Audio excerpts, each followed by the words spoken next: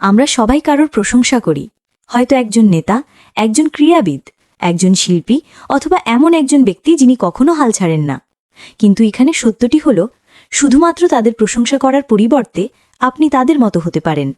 শৃঙ্খলা, আত্মবিশ্বাস, দয়া, শক্তি, প্রতিটি গুণ যা আপনি অন্যের মধ্যে প্রশংসা করেন ইতিমধ্যেই আপনার ভিতরে একটি বীজ হিসেবে বিদ্যমান। যা তাদের আপনার থেকে আলাদা করে তা হল প্রতিভা নয়, বরং ধারাবাহিকতা। তারা বেড়ে ওঠার জন্য প্রতিটি দিন বেছে নিয়েছিল, অন্যরা কেবল দেখেছিল। আপনি যে ব্যক্তির প্রশংসা করেন তিনিই প্রমাণ করেন যে এটি সম্ভব। কিন্তু এবার আপনার পালা। ইচ্ছে করা বন্ধ করুন, অপেক্ষা করা বন্ধ করুন, নিজের ওপর কাজ শুরু করুন যতক্ষণ না একদিন অন্য কেউ আপনার দিকে তাকিয়ে বলে, এই সেই ব্যক্তি যাকে আমি শ্রদ্ধা করি। কারণ দিনের শেষে জীবনের সবচেয়ে বড় অর্জন হল অন্য কারো মতো না হওয়া। এটি নিজের সেরা সংস্করণ হয়ে উঠছে।